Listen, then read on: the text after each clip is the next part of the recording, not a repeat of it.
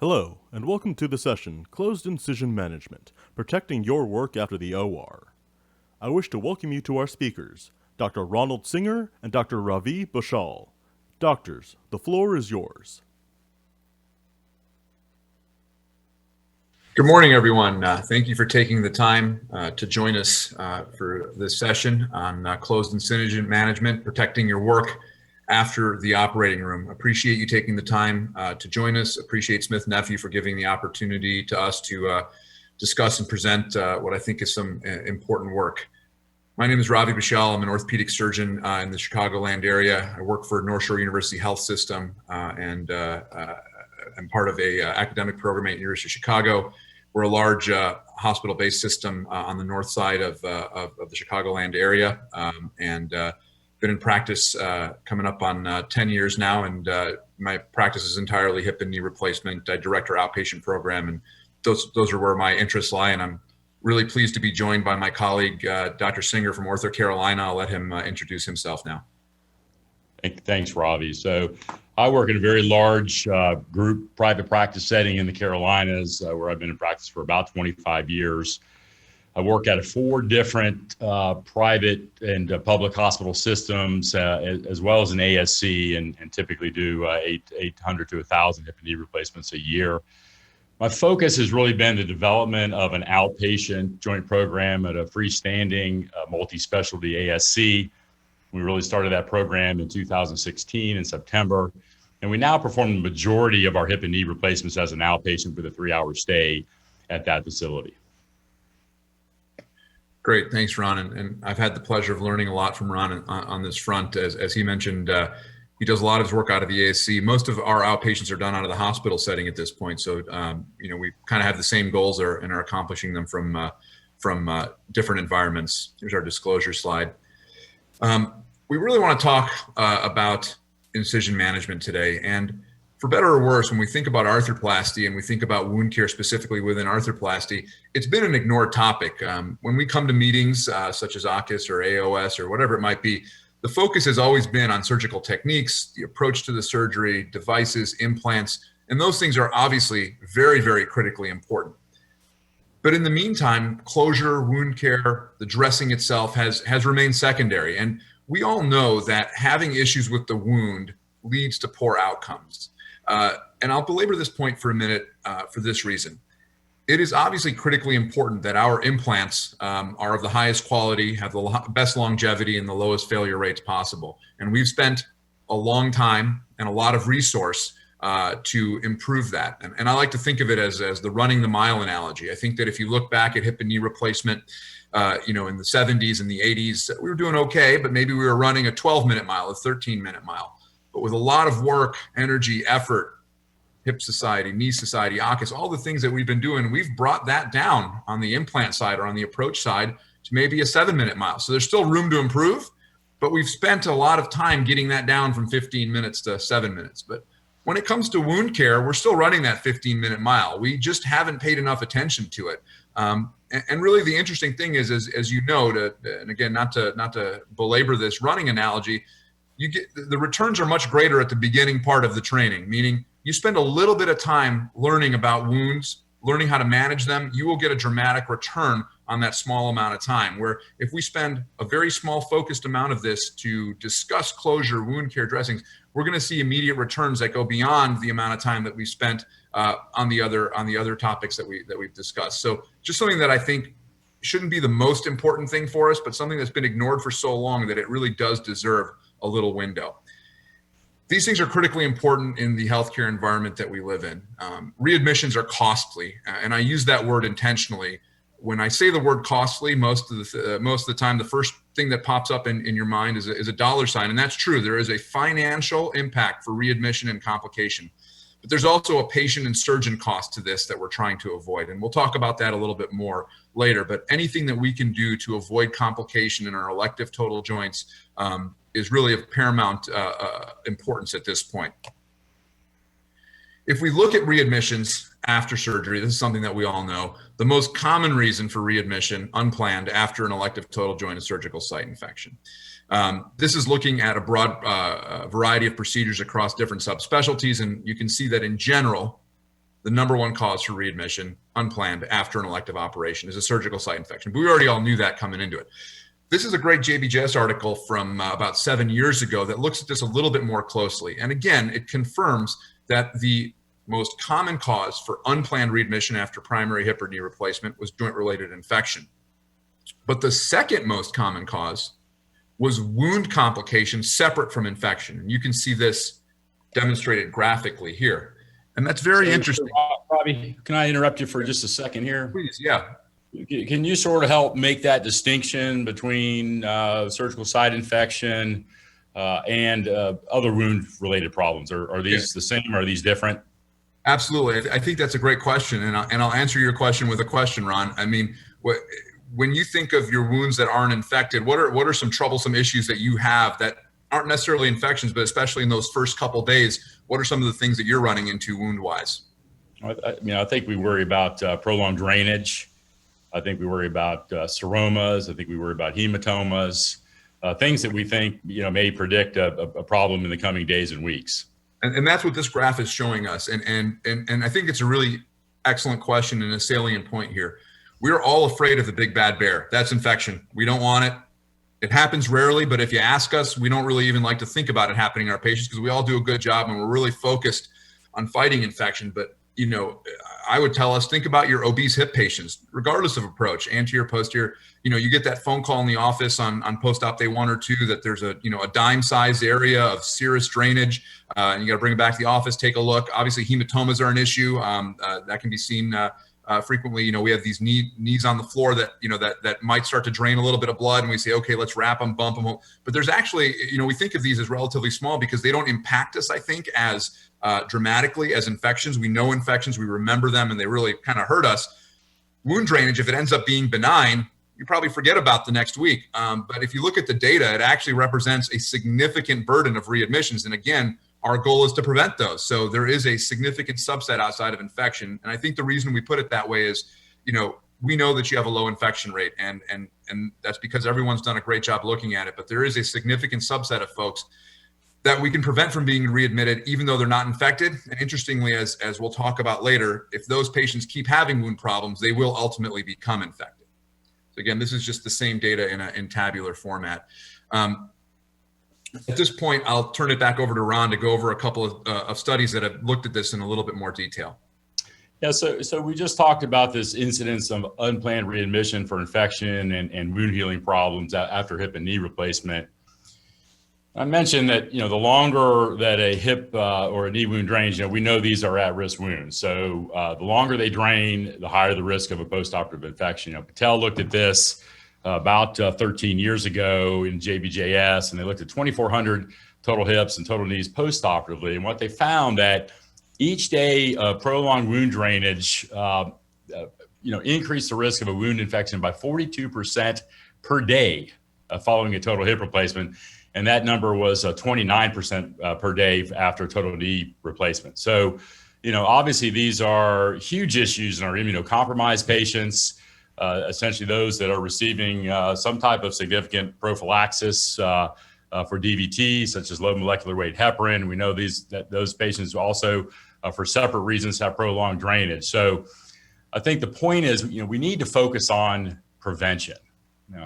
If we focus on these wound problems only after they become a problem, we have increased our costs, and that's financial costs, that's emotional costs, that's time out of work, it's all of those things. And we just know that outcomes are poorer, if you try to play catch up. So what we need to really do is focus on minimizing the chance of these wounds becoming problematic in the first place. Ron, do you think that our trend to moving towards outpatient joints affects us at all? Meaning, previously, if you had a little bit of drainage, you could watch it in the hospital overnight and see what's going on. With us sending more and more folks home the same day, how do you think that impacts, this sort of information and data?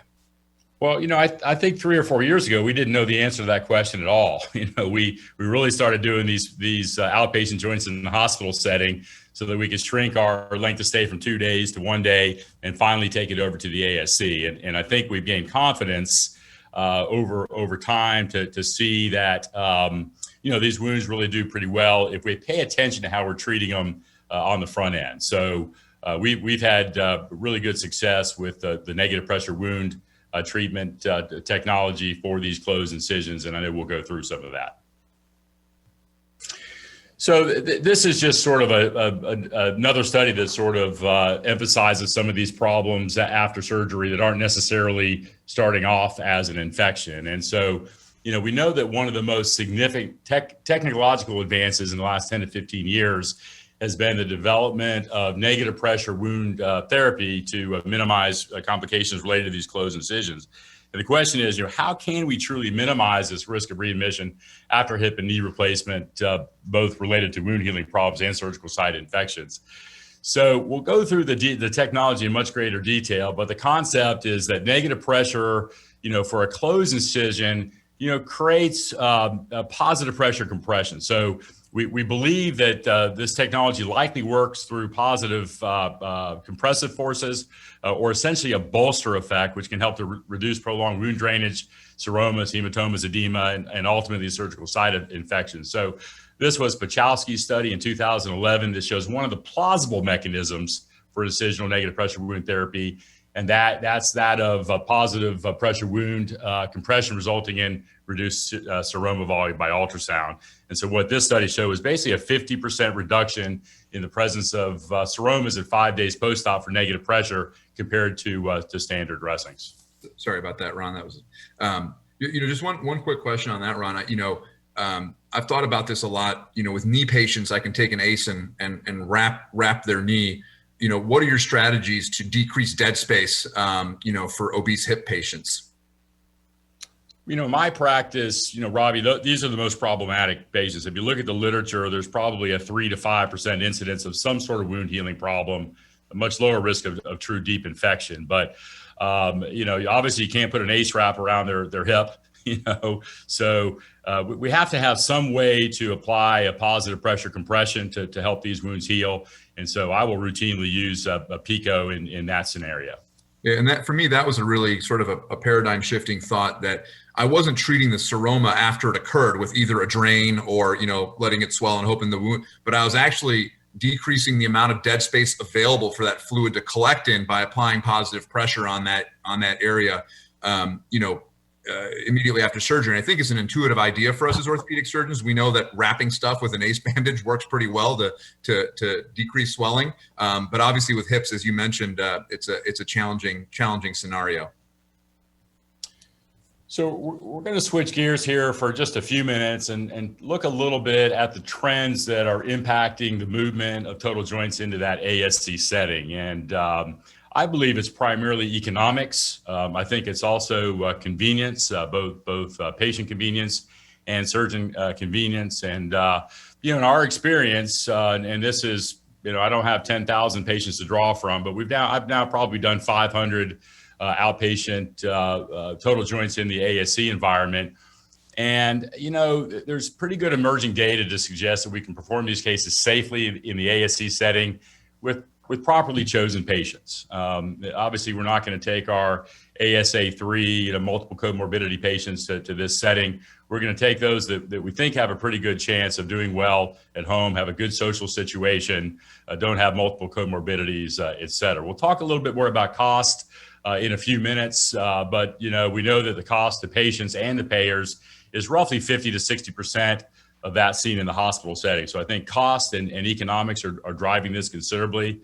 And then what about patient experience as measured by patient reported outcomes? And I think, what we've seen in this first 500 that we've done with really a 3-hour stay is that these are truly the happiest group of patients in my practice. And we've got just super high patient satisfaction scores in the upper 90s. So, looking a little bit back up one there, Robbie, to kind of the surgeon factor. It's surgeons, let's face it, that are driving the bus for this movement.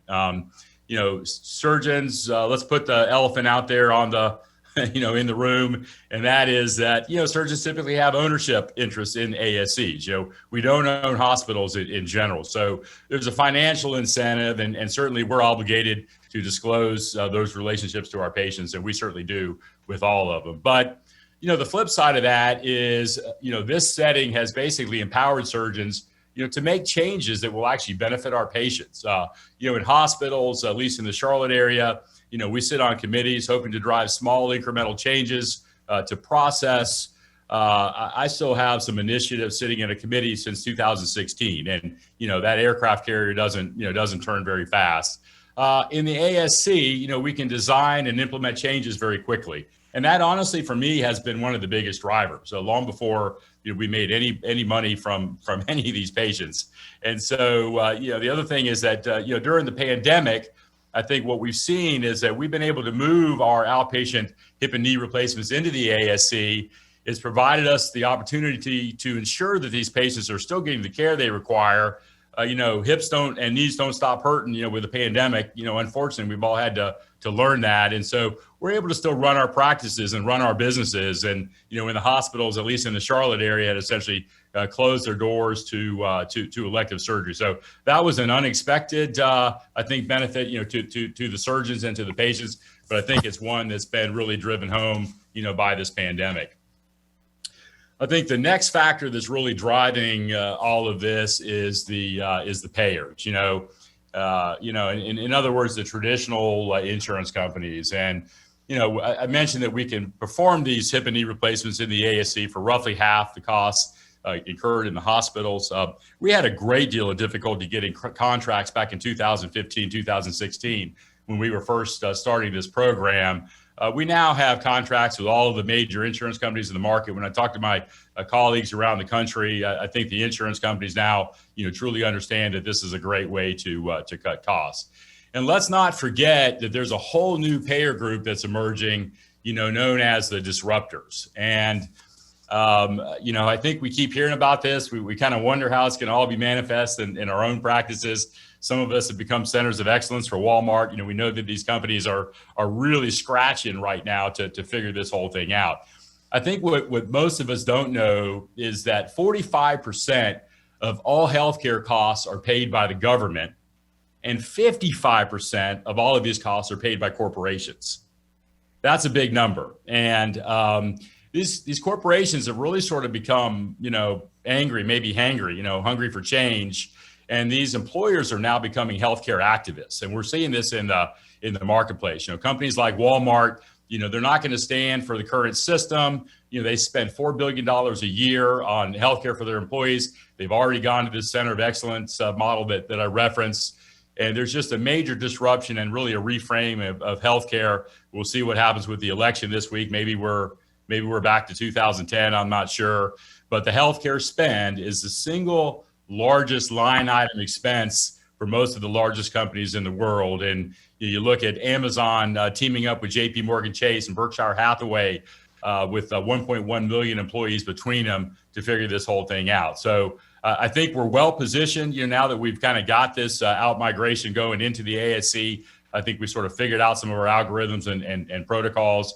And I think, really, we've taken more ownership at this point, I think, in terms of the outcomes of our patients, whether that be a bundle, whether that because of an ownership interest in the ASC. And so it's time to sort of relook again at sort of how we're managing these wounds and how we're managing these 90-day bundles.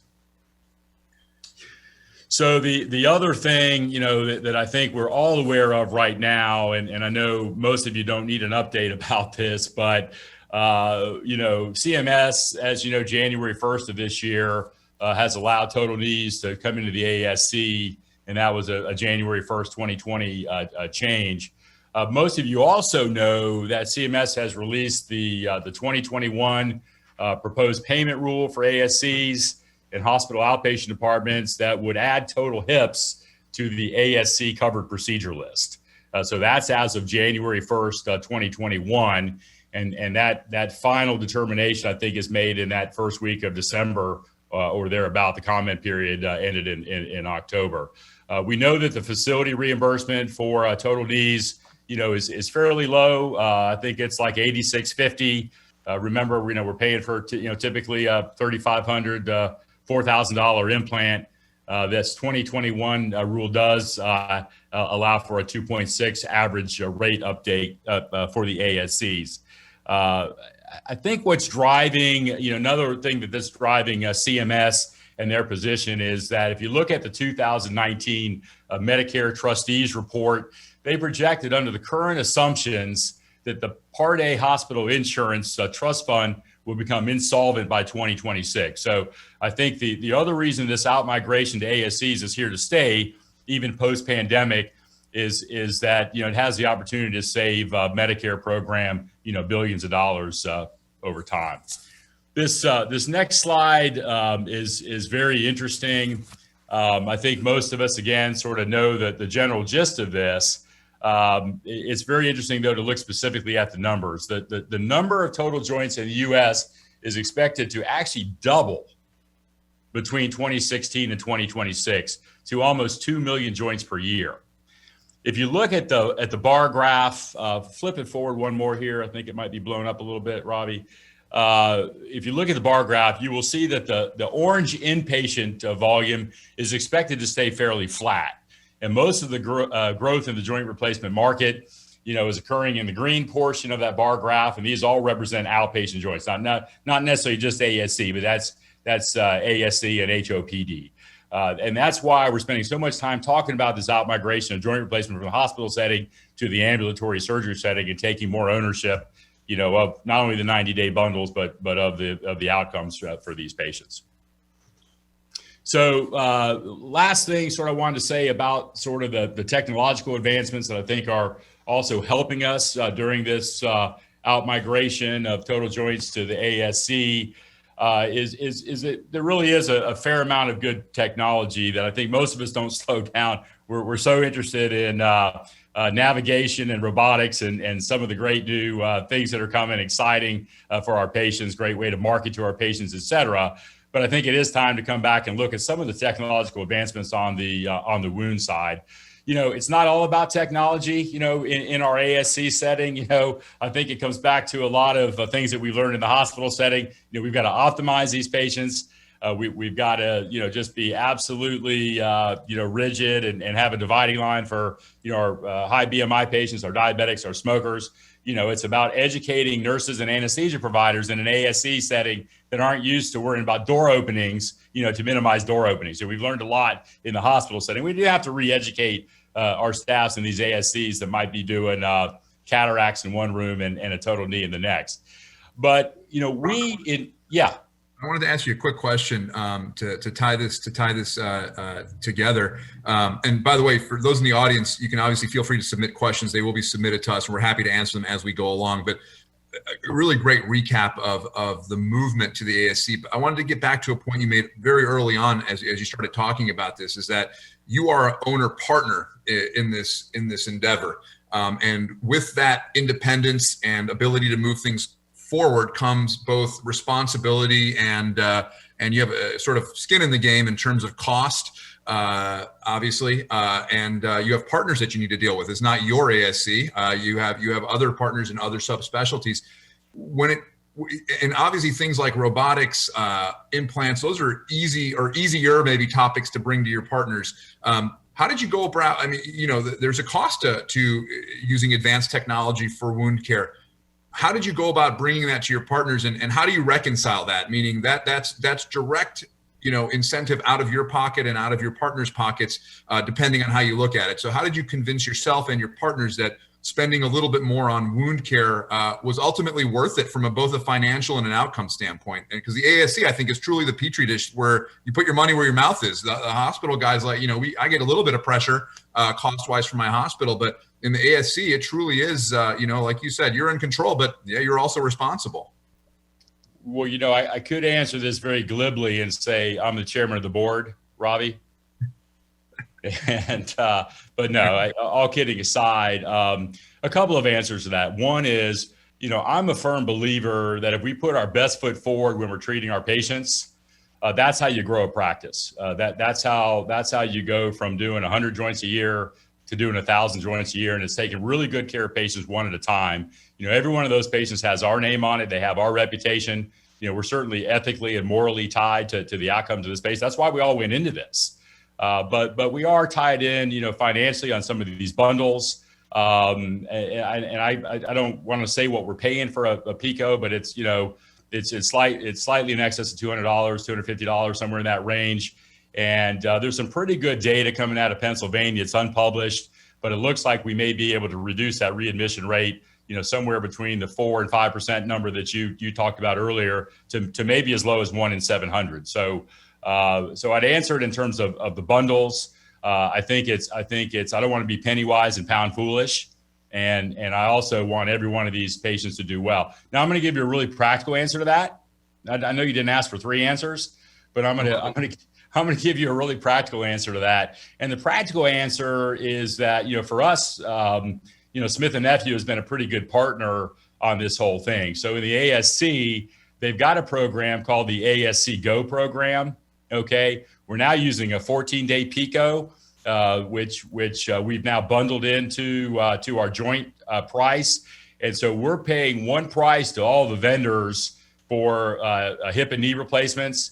And the ASC program, the ASC Go program, has allowed Smith & Nephew to actually bundle the cost of the Picot, and I believe we still pay for the ActaCode, but we bundled the price of the Picot into the cost of the implant. So I'm paying the same for that as my partners that use other companies pay for those implants. So that's been a great example where they've sort of shown some partnership there. That's a really important point. I know you're going to talk about ECAP later on as well, but as I said, I agree with you 100%. Putting our patients first is the most important thing that we do. But in the environment that we live in, there's obviously economic concerns that need to be addressed. So your point is well taken that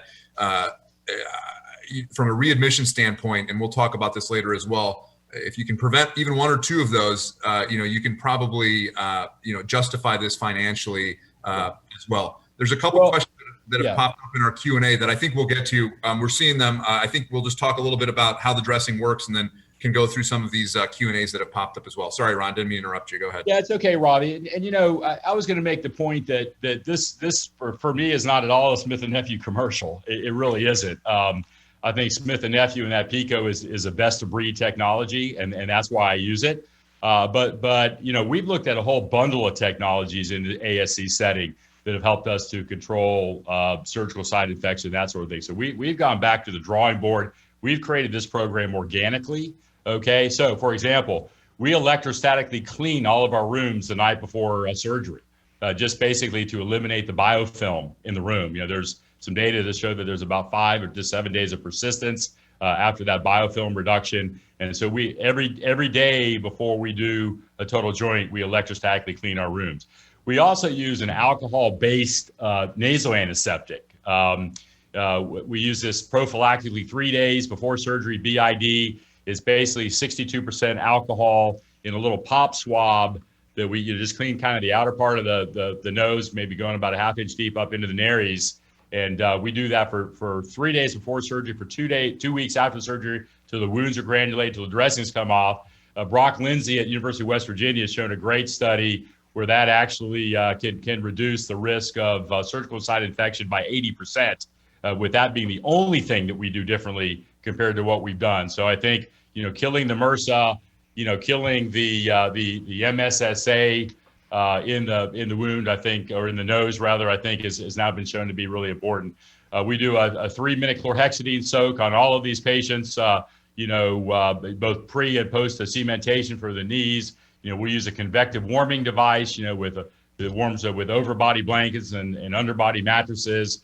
We've also gone to a Dermabond Prineo just to avoid staples. Staples have been a marker for prolonged wound drainage, not necessarily infection, but prolonged wound drainage in the literature. So we've eliminated that. So, and incidentally, like I mentioned earlier, we use the Picot 14 over top of even the Prineo because of that idea of positive pressure compression. You can even use it with Dermabond or something that seals the wound because of that mechanism of compressive forces to help these things heal.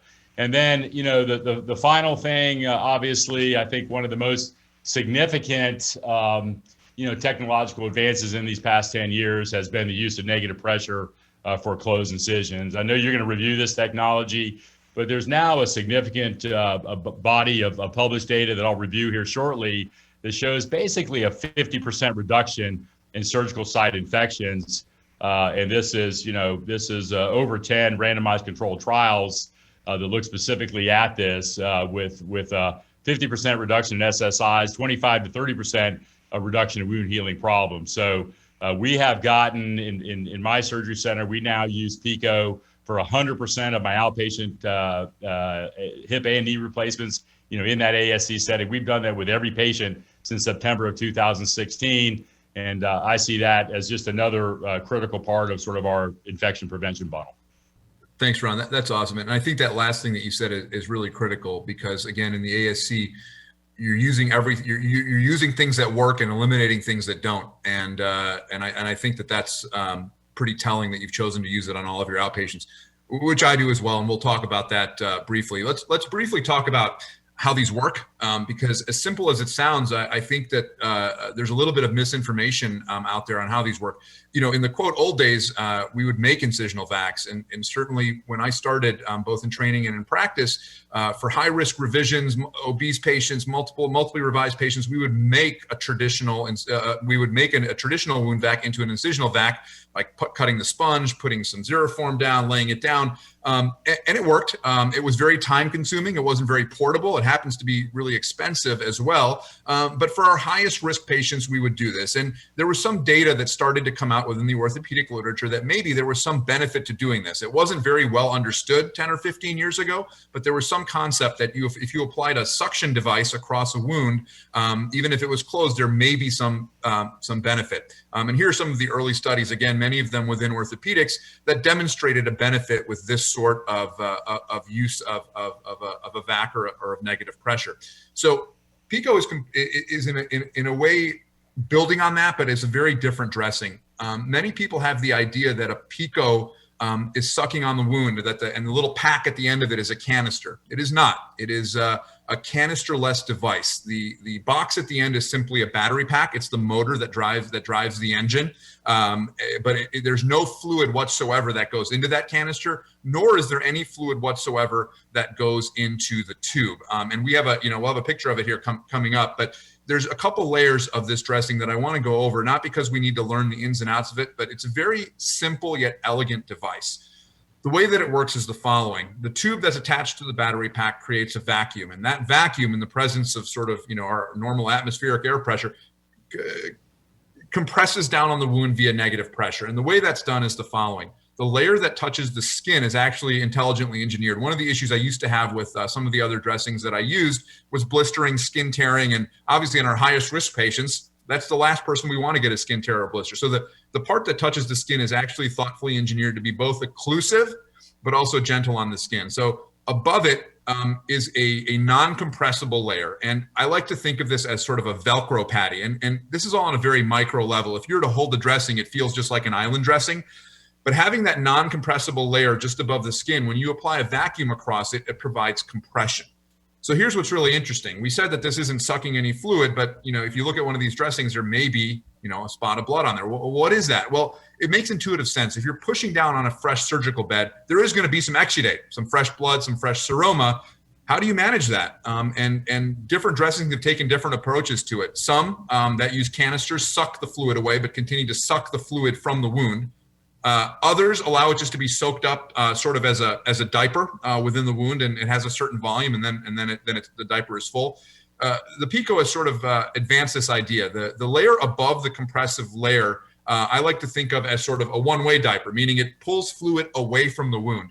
But it doesn't just let it sit in the dressing. It actually allows evaporation of the liquid part of the exudate to be evaporated away. As much as 80% of it is able to be evaporated away, and it can handle up to about 250 cc's a week of drainage. This is not meant for a high drainage wound that's putting out hundreds and hundreds of cc's. If you have that problem, there's something else you probably ought to be looking at. But this actively manages the fluid. And this is really important to me for a couple fronts. One, in the old diaper model, I don't want moist dressing sitting over my wound edges and macerating them and making them soft and sort of decreasing the integrity of the skin edges.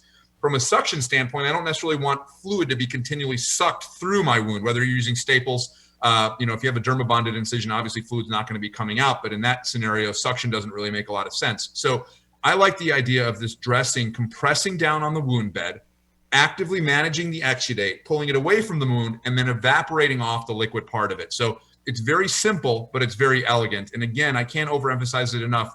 That pack is just a battery. There is no fluid that is being sucked through that tube. All it is doing is providing a vacuum, so there's negative pressure pushing down on the wound. And as Ron and I spoke about earlier, that's something that you can try to achieve with an ACE bandage around a knee, but it becomes increasingly difficult on hip wounds to do that. Again, this is canister free. That pack that you see is simply a battery pack. It's very simple to use, which sometimes we ignore, but it's really important. I don't want to have 100 phone calls from home health or the patient, whoever it might be, saying this thing's blinking, it's flashing, it's beeping. The Picot has a single button. You push it, it turns it on, and it starts to work. Really have not had issues with confusion from home health agency or from patients of how or if it works. It's very simple. If you disconnect it, you just put it back in and push one button, and it works quite well. And again, there's no fluid that needs to be emptied. This is simply a battery pack. Hey, Robbie, can I interject something? So, yes, so and you've said it 3 or 4 times, but this isn't collecting fluid into a canister, right? This is compressive forces. This is sort of a bolster effect. You get a little bit of that. You get a little bit of that effect of pushing down on a soaked sponge where the fluid would come back up. But what you're saying is it's not collecting into a canister. It's evaporating into the air, and you're basically every 24-hour cycle, 80% of that is evaporating into the air. I mean, is that the point? And how is that?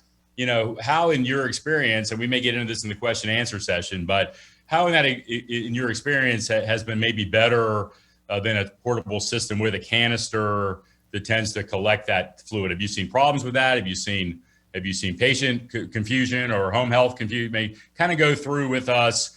You don't have to mention a specific product, but kind of give us that, kind of where you've come from on all this. Yeah, absolutely. So I think it ties into a few things. So one, earlier we talked about wound complications separate from infection as being a major cause for readmission. But let's forget about those that get readmitted. Let's think about calls to the office. And again, it's obese hips that have some drainage after surgery. So just one really impactful way I've seen this make a difference for me is we don't really get those phone calls anymore. As I said before, we had a low infection rate before, we have a low infection rate now. It's going to take a huge N for me to show a decrease in that. It doesn't take as much of a huge N to show, for me, at least in my practice, how we're not getting calls about draining hips anymore. Okay. To answer your question about the fluid management and the canister, my evolution, which we can talk about later, was from using an island dressing to using a portable canister system that did suck the fluid from the wounds. The issue that I had with that were some of the things that I mentioned earlier. One, I noticed a lot of blistering around the skin because of the type of adhesive that was used.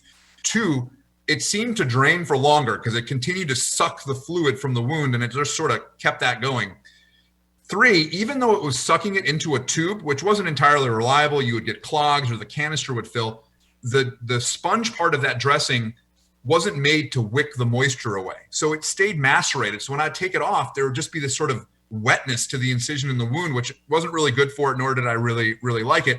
And then from a confusion standpoint, it was huge. If there was any sort of clog within the tubing, because it was a suction device and sort of manufactured to take the fluid away, if there was any clog, it would be an error message. You may have to change the canister if it filled. And we would get a sort of a host of phone calls about it. It wasn't very portable or usable. And frankly, from a cost standpoint, it was more than double the cost. So for a host of reasons, I migrated away from that. And then as I learned more and more about the Picot, and I'll be honest with you, when I first heard about Picot, I just thought that thing was a suction canister and the fluid was going in there, and it was a similar thing, but it was just a little bit less expensive.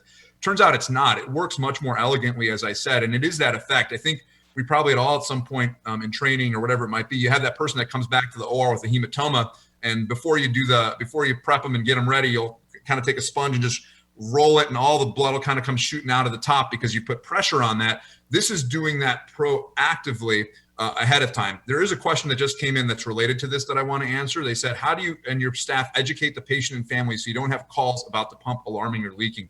And it's a great question, because when we were using the more traditional canister portable devices, we were getting that a lot. It's very simple. It's single push button operation. Our nurses on the floor know how to use it, but this didn't require 10 in services. It required 1. And in a very weird way, because Picot isn't relying on that tube to suck all the fluid away, it's very forgiving.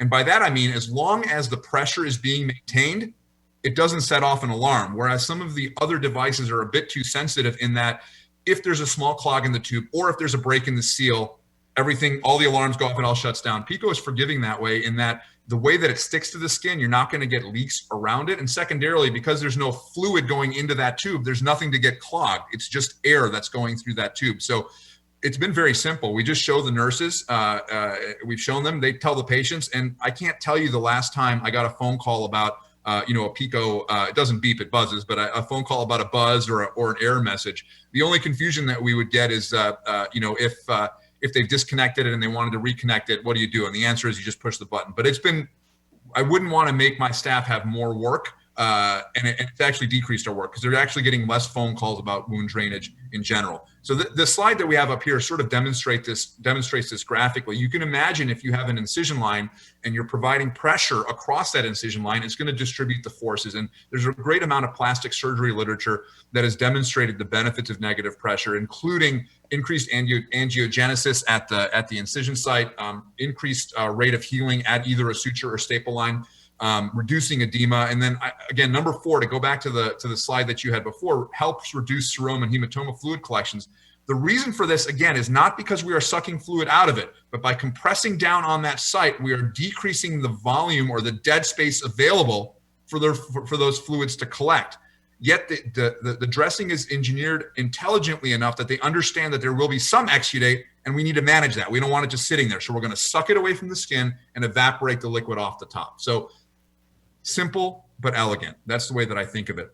ActaCode. And Robbie, and that's 80 millimeters of mercury of compression, correct? Correct. That is correct. And that was also engineered thoughtfully. There are some devices that are at a higher pressure. It turns out, and we don't have a slide for this, but it can be made available to anybody that wants. It's been studied, and there is sort of a diminishing return on pressure. As you get higher into the hundreds and 120s, there's been some data to suggest that you sort of lose some of the benefits of the compression on the wound and start to see some other issues with sort of over suctioning at the wound site. So that 80 is sort of a very thoughtful measure. And it also goes back to what I was saying before, because it's a little bit of a lower pressure, you don't get as much alarming and buzzing with it because it doesn't need to maintain as high of a pressure to be, quote, working. All right.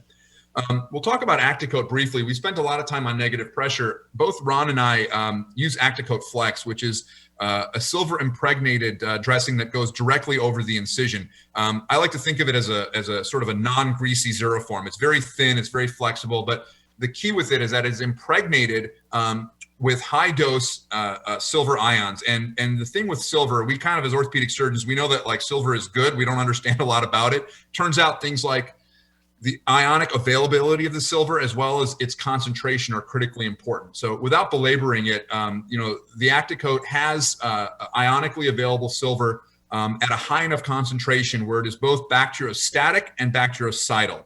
And I would challenge you, whatever dressing you use, if you're using silver, to find that out. There are a lot of silver dressings that have a lower concentration of silver that is enough to be bacteriostatic. ActaCode is actually bactericidal, and it's clinically effective against almost everything that we come across in common clinical practice. So used in combination with the Picot, it's been a really impactful sort of combination for me. I like to think of the ActaCode as sort of the warriors on the front line, not letting anything in and out at that incision site, and then the Picot sort of providing the better overall benefit of compressing the wound, decreasing the tension on the skin edges. But I use these in combination, certainly for all of my outpatients and certainly for all of my higher risk inpatient total joints. This is just Robbie, and just another quick point is, I was a microbiology major, but I can tell you I really remember almost nothing of it. That was a long time ago. But my friends in the lab, say that it takes about 40 parts per million of silver to kill MRSA. Yeah. And yet most folks are using an Aquacell or something similar to that might have 1 to 3 parts per million silver to kill something that, so it's bacteriostatic perhaps, but not bactericidal. And the ActaCode has 70 to 100 parts per million of silver. So we're talking about 40 to kill MRSA. We're using a membrane that has 70 to 100 in comparison to something that's probably bacteriostatic at a much lower level, which is inexpensive and widespread use, but probably not doing exactly what most people, very absorbent, but not probably doing what most people think it's going to do in terms of preventing infection. Yeah, exactly. And that was sort of the part of the point earlier. So we kind of know, hey, silver works, but again, a little bit of thought goes a long way. Ask them, what's the concentration? Is it truly a bactericidal? And like you said, we're at 70 to 80, which is enough. This is a slide that I like to use. As you can see, this wound does not have staples in it. Okay, it's a dermabonded incision, obese hip. So I look at this and I say, when I'm done in the operating room, how am I going to protect this operation? How am I going to stop this wound from draining? How am I going to stop a potential infection? I'm not going to wrap it in an ACE bandage. You can see the Picot put on, and then you can see when it comes off, yeah, the wound's healed up nicely. That's all well and good. But if you look really closely at that slide, you can see this sort of indentation, this rectangular indentation. That's really that compressive effect. And again, in the middle slide, you can see that tube coming off. This is the sort of the older model. But again, even on that model, that tube did not contain any fluid. It was simply a mechanism to which to apply the vacuum. There's no fluid going into that. We're pushing down on the wound site. That white sponge would wick away any fluid. In this case, there wasn't very much to wick away. It was a pretty dry wound and it was dermabonded. But even if you use staples and you might have a couple drops of blood at the staple sites, it will wick that away and evaporate it off the top. Here you can see one being put on a knee with a slight amount of flexion. The dressing is really forgiving. It's not rigid. And even with a knee that has a lot of flexion and extension with PT, we don't get a lot of skin leaks or a lot of air leaks with it where we're getting phone calls or anything like that. So, that's sort of the mechanism of it. And I realize that we're not here to learn about how to make dressings, but it's important because I really do think there's a misconception out there. There is a clear distinction, Ron, and I'll ask you to comment on this as well, between a canister device that sucks fluid into a canister versus a negative pressure device that's providing compression at the incision site. And it's important not to let those two things just meld together, because at the end of the day, both of these types of devices kind of look and feel the same to us as orthopedic surgeons, but they're critically different. So I'll let you comment on that, Ron, and then I'll turn it back over to you to go over a few other studies here. Yeah, and unfortunately, I've had 3 or 4 anterior hip wounds in heavy patients, and this is before we were quite as rigid with our criteria on BMI, where basically the device was used was one that used a canister. It stopped working, over a long weekend, and that wet, macerated sponge, stayed against the skin for several days, and I don't know whether it was just, we've got 150 doctors and 80 or 90 PAs, and most of them don't know the program. So they weren't quite sure what to tell these patients over the weekend. And I'm convinced that I ended up with a trip or two back to the OR just because of the presence of basically a soaked sponge that was no longer functioning, sitting on this macerated wound for an extra 2 or 3 days. And, shame on us for that, for letting that happen. But that's, we just don't see that with the canisterless device. So this slide basically just makes the point that, and this was a study by Hansen that goes back about 7 years. And what they did was they took draining wounds that had come to the office, and they applied a negative pressure wound therapy to these wounds. And in many cases, this was 3 or 4 or 5 days after the indexed operation. And what they found was that about 3 out of 4 were able to avoid the OR and required no further surgery. But let's face it, you really want to attack this in the operating room. You want to prevent these problems before they happen. These things have already started to drain. You're losing 24% of them, in this study. And so if we can prevent the problem, before it happens, I think that's really critical. Yeah, I think, Ron, that's a really insightful point in that. I think for a lot of people listening to this talk, and even for myself, my initial foray into this as I started using it more and more was, okay, get the phone call about the draining hip, have them come into the office. Okay, let's slap a negative pressure dressing on there. And it made a difference, but that really sort of rang a bell in my head where I said, well, if you look at this study, 25% of them still had subsequent surgery, because we know a draining hip wound that's coming back to the office, that's not a good thing. Okay, that's not a good thing. And that's really what drove me to saying, hey, I want this to stop happening in the first place. And that's when I started migrating it more and more, to putting it on at the time that we're in the operating room. It's the most sterile place, and we haven't had a wound problem yet. So for me, that's really where it started. And it's going to answering this question of what my evolution with this was. And I'll answer it, and I'd love for you to feed in as well. I think traditionally I used an island dressing. I used an Aquacel for a long time. I said, hey, it's got silver, it's occlusive, let's throw it on there. Worked pretty well for me. Had some blistering because it was quite sticky. Didn't like the sort of sometimes we get that blood blister where there's just a bunch of fluid trapped underneath it and the wound would stay sticky, but it worked okay for a while. I then did transition to a portable canister system. And again, I think I already talked about some of the issues that I had with it. One other thing to talk about it, and Ron, you're doing the ASC business stuff, and I don't want to sound like the penny pincher, but at the end of the day, it was also like 2.5 times the cost for me than the Picot, and that's significant. And you mentioned the cost of the Picot for you, and I think for us it's about the same. But the canister portable device was more than double that cost. Not only that, it came with one dressing, so if I did need to look at the wound, I had to pay that entire cost again to put another one on. Whereas with the Picot, depending on which flavor you get, it used to always come with 2 dressings. Now you can, depending on the cost, get 1 or 2 dressings with it. Allowed me to change the dressing if I wanted to. Interestingly, as I became comfortable with it, I no longer change the dressing unless I have a compelling reason to do so. And there's some good data to support that. I think most of us in our training were told post-op day 2, you take off the dressing and look at it. Of course, if they're going home 3 hours later, what do you do? So as we've evolved with that, it turns out there's good data to support that unless there's outward signs of infection, you do not need to do dressing changes, especially outside of the sterile environment of the operating room. So that was sort of my evolution with it. I'll talk about how I've gotten to risk stratifying and who I use it on now. But Ron, if you want to maybe talk about your evolution with the dressing, I think that would be great. Yeah, just real briefly, we started off using a traditional vac with a canister on high energy trauma patients, so lower extremity trauma patients, the pilons, talus fractures, tibial plateau fractures, that sort of thing. So that was actually my foray into it, was really on trauma call and that sort of thing. So when we looked at sort of starting this ASC program, joint program, we morphed over from Aquacell to Picot. And so I kind of did it in reverse from you. I started off with Picot. That technology has been around since 2011. There's a bunch of randomized controlled trials that we'll mention here in a few minutes to support it.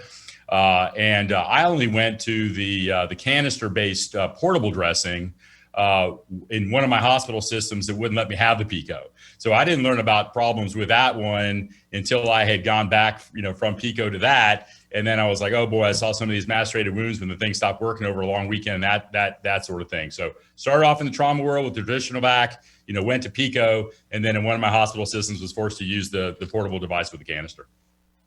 Great. Go to that next slide there. I'm trying here. It's there we go. So this was really the first study that looked at the use of Picot in the hip and knee replacement world. And this was Karlacki's study that was published in 2016 out of Great Britain. But basically, there was a randomized controlled trial where they had a little over 100 patients in each group, traditional wound dressings versus canisterless portable Picot. And what they showed, fairly small study, but it had some interesting findings. They showed a fourfold reduction in wound-related complications. This was statistically significant for wound exudate, length of stay, and the number of dressing changes. But most of the studies of Picot have been everything from the OBGYN to the general surgery literature, et cetera. So that was one of the first studies that really looked at it in the orthopedic literature. This is really one of the major studies that for me, really helped me in my decision-making process, sort of looking at best of breed technologies. And this was a meta-analysis of Picot specific devices. Okay, so this was only Picot. This was a study that was published by Robin Martin and Vicky Strigala back in 2017.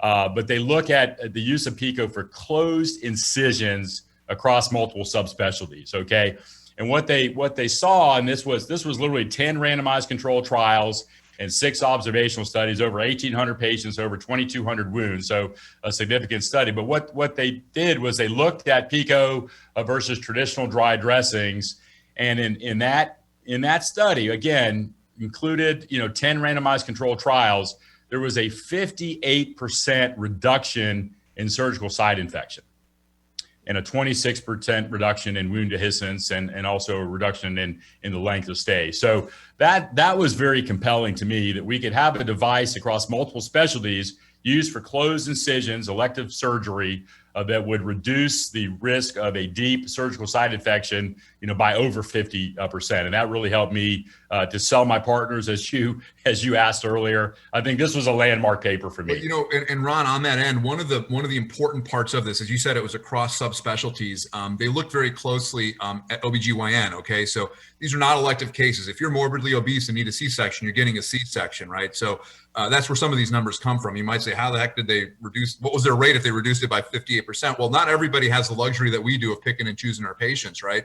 But in terms of putting your money where your mouth is, this is something really interesting that I learned from Vicki, was that after sort of going through this, the NHS, the National Health Service in England, which is obviously has to be very cost conscious, right? This is government delivered healthcare, actually put in a protocol now for OBGYN where, based on risk stratification, you are required to use Picot on certain C-sections. And to me, that really flipped the switch of, this is not a luxury. This is not like, hey, I'm going to use this because I'm here. It's an obligation when you have a high risk patient, in my mind, in certain scenarios. I'm certainly not saying that everybody must use this, but it's not a luxury or sort of a, hey, we want the wound to look a little bit nicer. There's an actual effect. And again, if a national health system in a government health system is mandating its use in certain patients, there's some strong data to support it. So even though that's an the OB wing of this study, I thought that was pretty compelling. Well, and I don't want to steal your thunder, but I mean, I think while we're on that subject, we know with that high risk, that obese direct anterior hip incision, it's an absolute no brainer. You got to do something more than just a standard, dry dressing in my practice. Obviously we're trying to get all those BMIs under, 40 or 38 or whatever your number is. But I think, also we got to remember that all of these total joint patients are high consequence patients, right? So I know we've got a slide for that, but I want to mention that because, look, if you've got that CEO, that came to you for a total hip or a total knee, and he came to see Dr. Bishal because he's all that in Chicago and he's got the name, he didn't come to you to have you treat a diabetic foot ulcer. You get that to heal, you're a hero. If you have an elective hip or knee replacement that has a wound healing problem or an infection, you're now the GOAT. And that's not the Tom Brady GOAT. That's the other kind of GOAT. And really so, yeah, so bottom line is, yes, high risk patients, but I believe all of our total joints are high consequence patients. And I know you're gonna reference that. I believe in that strongly, and I'll go over that. But ultimately, just to follow up on that is, okay, the OB guys, they got an excuse. Okay, they didn't pick the 400-pounder to do a C-section on. What's your excuse? You're already risk stratifying. You're supposed to eliminate the diabetics, the obese, the smokers. You really shouldn't have any wound complications or infections, right, Ron? I mean, hey, man, you're doing all this stuff. You're eliminating we're picking the best of the best. What's your excuse then? And so we'll get to that with this high consequence, but that's exactly the point that I like to make as well. And we'll go over that in a second. So we'll go on to this slide. Yeah. So just real quickly, I think the point of this slide is that there is now a very strong scientific evidence base for Picot. And this is, Picot specific information, but we're talking about, 4 meta-analyses that are available. We're talking about 65 clinical studies. We're talking about, 20 plus randomized controlled trials. And it was interesting. Christopher Saunders updated that Martin and Stragala meta-analysis here in the last year or so. It was presented at the European Wound Management Summit in Sweden last summer. And now they've updated the information to 11 randomized controlled trials, 16 observational studies. The results were actually even more impressive than the original meta-analysis. Instead of a 58% reduction in SSI, the updated meta-analysis has now shown a 63% reduction in SSI and a 30% reduction in wound dehiscence. So also statistically significant reduction in seromas, hematomas, wound necrosis, length of stay, all those things that we know about. Oops, sorry. Perfect. So again, just to go back to that prior point about the effect, this is obviously a spine incision. And the reason I use this is that you can see where the incision is, but you can see that the zone of injury is much wider than that. So regardless of your approach for a hip or a knee, the zone of injury is more than just the incision line. And so you can see on the spine patient that you use this large square Picot. And when it comes off, you can again see that compressive effect against that entire zone of injury. So when I look at my hips and knees, I like to think that we're compressing down and decreasing the edema and inflammation in that entire area. So it's just to bring that point home. So this gets back to what Ron and I were talking about earlier. How do you define high risk? Well, there's some really obvious things that we all know about. And if you want to start out with this, I think this is the way to go. You look at your patients and you say, who is high risk based on very traditional things, diabetes, obesity, smoking, hypertension. Okay, no problem. And on those that are high risk, start using it. And my own evolution was this. That's what I did. I said, okay, I'm going to use it on my BMI 39 patient because she's higher risk. And this guy, he's a diabetic. I'm going to use it on him. But as I started using it and seeing the results, I said, well, okay, this BMI is 35, but I don't want him to get an infection either. So let me start using it here. And what it got to then was this idea of high consequence. And it's exactly what Ron was talking about. And again, Ron sort of mentioned some of this. If you're taking care of a diabetic foot ulcer and the guy comes in and sees you and his ulcer is down open to his calcaneus, if the guy doesn't end up with a BK, you've become a hero. And if he does, it's tragic, but it's par for the course for that type of injury or insult. When the local guy, comes to see me or Ron for his outpatient total joint, he's going to be complaining if he's not playing golf in 3 weeks. Okay. You start talking about an MRSA infection. We're going to do a 2-stage. I'm going to take out this joint, put in a spacer. You're going to be on antibiotics for a while. Then we're going to go back in and hopefully we can put in a joint that will never be as good as your primary joint. And God, we hope to God it doesn't get reinfected. That is not what these people signed up for. And I know they signed the consent form and they say they could die, but that's not what they're there for. They are there for a high performance in and out total joint. Okay, that is what they are there for. And so any deviation from that is highly consequential. And so that to me is the difference between high risk and risk stratification and consequence stratification. So yeah, if you're working in the trauma world or the diabetic foot world, that stratification is going to be very different than in the elective joint world. And again, it all comes down to cost, right? Cost, both financial and emotional for the surgeon and the patient. If a patient who is counting on being back at work in 6 weeks gets an MRSA infection or in 4, whatever it might be, just think about how devastating that is. There's good data that if you look at periprosthetic joint infection and morbidity from it and mortality from it, it's insanely high. Okay, this is not a benign issue where you just take, as we all know, we don't just take antibiotics and know it's all better. These are major reoperations. So there's a huge cost to the patient. This is not what they signed up for at all. And our outcomes and our reputations are everything to us in this, in what we do. And then there is the financial cost. Okay. If we work in a bundle, this is from a couple years ago, but this is an average bundle in the Midwest. Okay. You got the price, you got the acute phase, post-acute phase. Well, and you have the opportunity potentially to benefit from this if you can beat those costs. Well, guess what? One readmission wipes all of that out. It wipes all of that out. So even from a bean counter hospital administrator standpoint, it makes a lot of sense to use something that's going to protect against this happening from a financial standpoint, but again, from an emotional standpoint. And I don't want to belabor this, but I really do think that most of us are in this for the right reasons. And when I get an infection, it keeps me up at night. It just does. I feel bad for the patient. I think about anything else that I could have done differently because that's not what I signed up to do. I signed up to do an elective total joint, and I tell them, the chances of them having an infection is really low. In today's day and age where we're all about risk stratifying, we're not supposed to be operating on BMIs over 40 or smokers or A1Cs over 8 or whatever it might be. It's even more relevant. What is my excuse for this person getting an infection? Now, we know we can't control everything, but we have to try our best to get that number to 0. And that really should be our goal within elective total joints. Hey, Ravi, also too, looking at, the way we run our offices, think about that pesky wound, that draining wound, that it's soupy, not quite a deep infection. We think it's superficial, not a big effusion of the knee. Think about how many times that patient comes back to see you or your PA over the course of that month. I would be willing to bet for the hospital patients where I'm unable to use Picot, I would be willing to bet that again, I'm doing 1,000 joints a year, but I would be willing to bet that, any given month, we probably chew up 15 appointments between myself and my PAs following these wounds weekly that don't have a deep infection, but they're wounds at risk.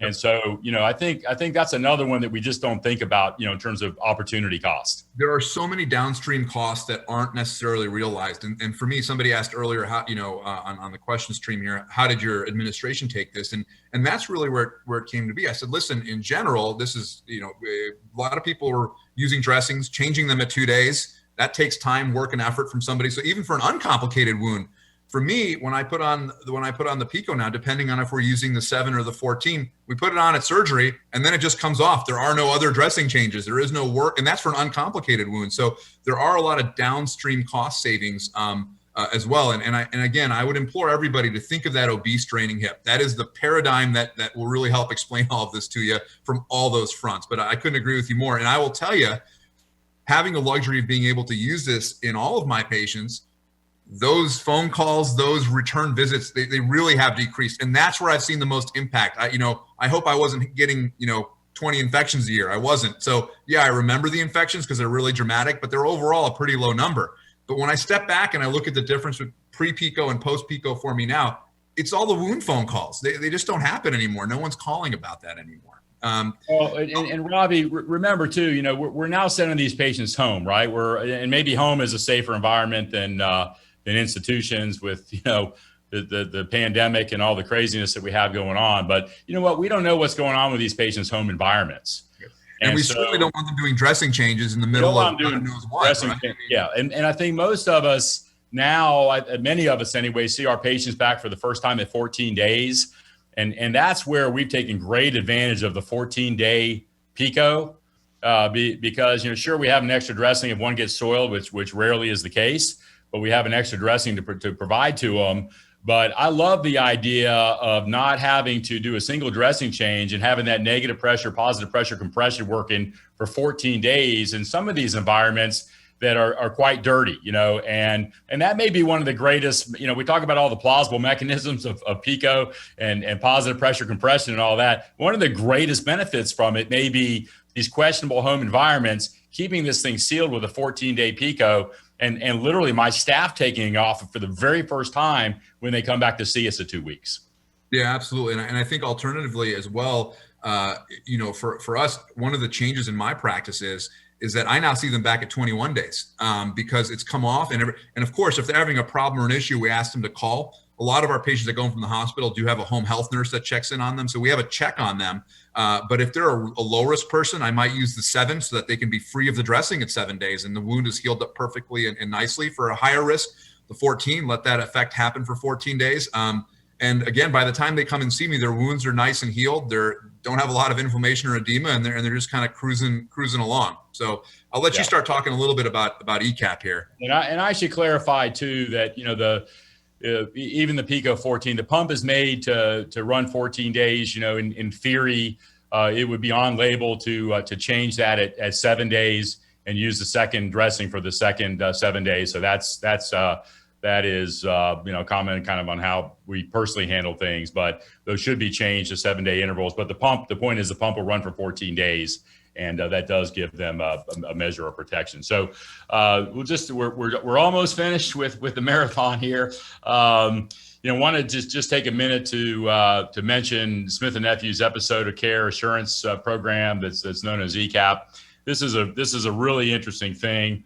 It's not relevant to the ASCs. We mentioned the ASC Go program where the cost of the Picot has been bundled into the implant cost. This is something different than that. The ECAP is basically a signed prospective contractual agreement between your hospital system and Smith & Nephew that says that if during the 90 days immediately following an inpatient procedure where a Smith & Nephew total hip or a total knee was put in and a Picot was used, and your patient is readmitted to that same facility within that 90 days as a result of either a surgical site infection or to revise a Smith & Nephew implant, Smith & Nephew will refund the purchase price for the entire hip and knee replacement and the Picot product. So not just, not refunding a polyethylene cost, but actually the cost of the entire implant. So it's an interesting collaboration potentially in the hospital setting between industry, the surgeons, and the hospital system, where Smith & Nephew is sort of putting its money where its mouth is and say, look, we think these products are great. We think that they're meaningful in terms of reducing the readmission rate, and we're willing to give you sort of a guarantee. Again, that doesn't just happen. It's actually an active, signed, prospective agreement. Yeah, I really, and you know, we talked about this earlier with the National Health Service putting their money where the mouth is with the OBGYN patients. It's, you know, there from a straight business standpoint, there's somebody that analyzed the data here and said that this is a program that they you know, within Smith Nephew that they could do, and it's because it works. And it's been a really eye-opening program. As you mentioned earlier, there's some unpublished data that will hopefully be published soon that looks at systems that have adopted this, and it's really, really compelling. And I look forward to that data coming out so we can share it. If you flip to that next slide, you know, real quick, you know, I think we're sort of peripherally looking at that data. It's not published, so I don't want to say too much about it yet. But you know, you mentioned the average cost, you know, of a readmission, you know, and so we know that's expensive to the system. You know, hospitals don't get reimbursement, you know, on that in that first 90 days in general. That rate is about 5%. So there's some information from the Blue Cross Highmark cohort, which is many thousand patients at this point. It's really more of an observational cohort that they followed along. I think it involves like 18 hospitals in Pennsylvania, and basically, you know, again, hopefully that'll be published soon. But we're talking about a significant a drop in the readmission rate. So we're seeing a very similar success story in my ASC. And just flip to that last one there. So, you know, that's I think all we have for sort of the didactic you know, part of that. I would just make a plea to everyone that's watching this presentation to just reassess, you know, how you're managing, you know, your post-operative wounds, whether you're operating like Ravi, you know, in inpatient setting or a hospital outpatient department setting, you know, as he does his outpatient joints, or whether you're in the ASC environment, you know, the stakes are higher than ever, you know, and I'm not sure that I paid enough attention to this issue. I'm not sure, you know, what do we do when we're closing a wound? We got residents and fellows. You know, you leave it to the most junior guy in the room. He closes it, slaps on an Aquacel, and you move on. You know, and so I think we have to pay more attention to this issue, whether it's inpatient, outpatient, bundle, not bundle. There are a lot of ways to skin the cat, but I would urge each of you to take a good hard look at the negative pressure wound technology for closed incision and just make an informed decision. Look forward for some of this literature to come out soon. Yeah, I think, Ron, I love all that. I mean, it's just sort of, you know, we spend all this time getting that joint in a perfect position with a durable implant. And as I said at the beginning, we spent so much time thinking about it. All of those things go out the window if you have a wound complication or an infection. It doesn't matter how well you did the surgery. It doesn't matter how efficient you were. It doesn't matter that it's an oxinium ball that's going to last, you know, 500 years. That's not technically the claim, so I'll walk back from that. But nonetheless, you can do all that great stuff. But if you have a draining wound that becomes infected, none of it matters. The outcome is gone. The cost is gone. Every part of it is gone. And I think for the longest time, we just haven't paid attention to this. But it's not hard to learn. This is not learning how to go from a posterior approach to an anterior approach. It's going to take 10 years and, you know, 100 cases and all this kind. It's really simple. It's a dressing. You just slap it on. But it does require some thought. So I would say that the take-home message from this, at least give a little bit of thought about what you're doing to cover that wound. And for the reasons we mentioned, it's critically important. And everything else you're going to learn at AAHKS this year is going to be about how to make that outcome great. But just remember, none of it matters if the wound is draining and becomes infected. So I'll look at our Q&A list here. You know, one of the things we talked already about our evolution from how we started using negative pressure. Has the rest of your institution embraced negative pressure in their practice? How do you manage the protocols? So Ron, if you want to take a stab at that, I can follow up as well, but what's your answer to that? Yeah, I think, you know, it's if you have 4 orthopedic surgeons in a room, you know, usually you have 4 different opinions about, you know, how all these things should be handled. Maybe you only have 4 that like each other in a big group as well, but that's another subject. But yeah, you know, for us, you know, we really don't, we have a collaboration with one of the big hospital systems, sort of an institute where we're trying to have a central decision-making bodies, have partners sitting on committees and trying to sort of hand these things down. A lot of politics even in that. So for us, unfortunately, it's been highly hospital system dependent. I try to use the Picot, you know, every place that I operate.